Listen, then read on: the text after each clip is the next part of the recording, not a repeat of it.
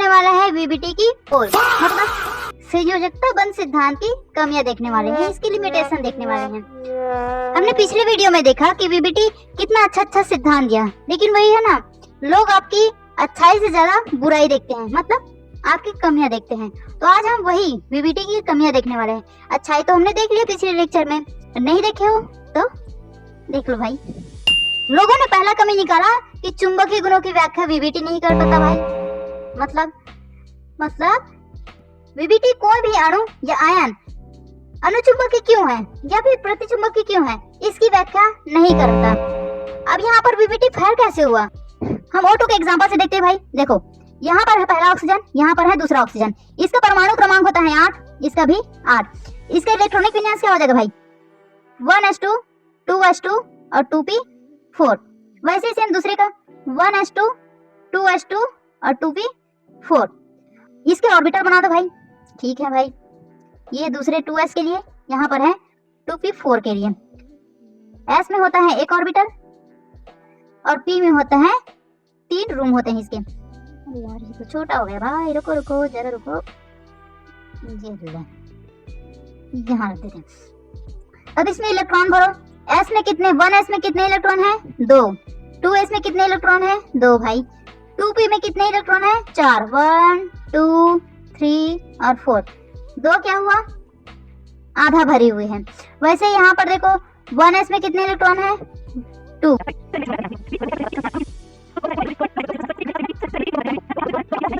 जब हम इन दोनों की जोड़ी बनाते हैं तो ये कंप्लीट हो जाते हैं।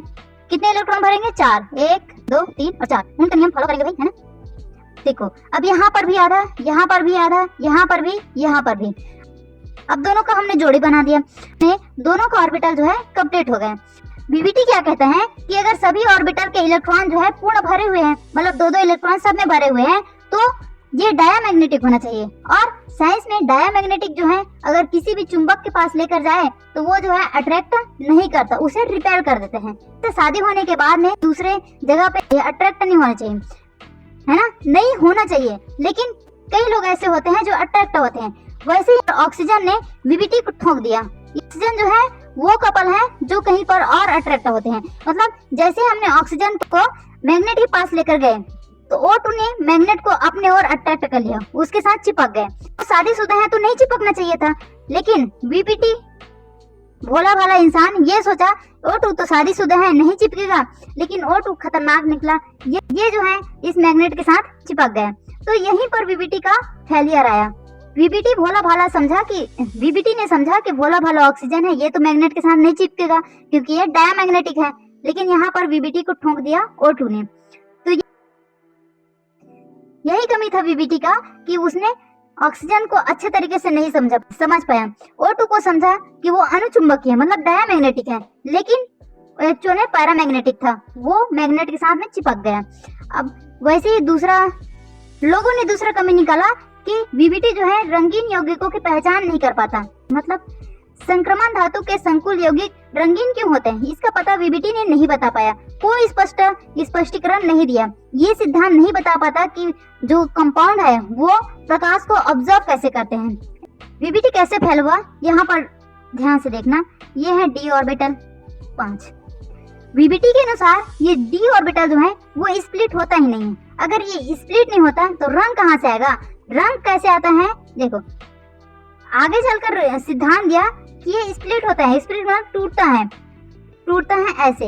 अब यहाँ पर इलेक्ट्रॉन है, ये इलेक्ट्रॉन यहाँ जाएगा या फिर यहाँ का इलेक्ट्रॉन यहाँ आएगा। इसी दौरान जो है प्रकाश को ऑब्जर्व करता है, कौन, इलेक्ट्रॉन। और इलेक्ट्रॉन जब ऑब्जर्व करता है प्रकाश को, उसके बाद हमें रंग मिलता है, ऐसा होता है। लेकिन वीबीटी यहाँ से आगे बढ़ ही नहीं पाया, इसीलिए यहाँ पर वीबीटी जो है फेल हो गया। थर्ड कमी निकाला कि उष्मागतिकी और गतिज स्थिरता को नहीं बता पाया।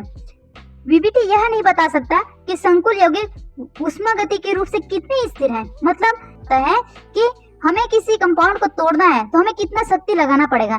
ये जो है एक्सपेरिमेंट डाटा नहीं देता, ये सिर्फ हवा में बात करता है कि ज्यादा गले मिलोगे तो ज्यादा बॉन्ड बनेगा, ज्यादा हाथ आओगे तो ज्यादा बॉन्ड बनेगा, लेकिन ये नहीं बता पाता है कितना, हमें वैल्यू नहीं बता पाता है। तो यही इसका फेलियर आया कि हमें वैल्यू चाहिए, न ये भी नहीं बता पाता है कि अगर कोई कंपाउंड बन गया है तो कितने समय बाद में वो कंपाउंड जो है रिएक्ट करेगा, किसी अभिक्रिया में भाग लेगा, ये भी बताने में ये असफल रहे। तो यहाँ पर भी इसका ड्रॉबैक आ गया।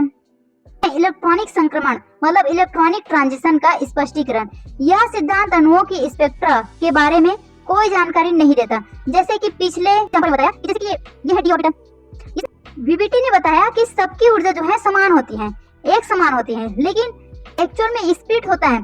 तो ये स्प्लिटिंग को आपने नहीं बताया, यहीं पर रुक कर रह गया, ये इसकी कमी निकल गई। और अब यहाँ पर लोगों ने पांचवा क्या कमी निकाला, लोगों ने कहा कि वीवीटी जो है अर्ध अनुभव जन्य है, मतलब कि आधा अधूरा इसे ज्ञान है, इसे आधा अधूरा ज्ञान है। मतलब वीवीटी काफी हद तक प्रयोगात्मक डाटा पर निर्भर करता है, प्रयोगात्मक ज्यामिति के आधार पर करना पड़ता है, न कि सिद्धांत।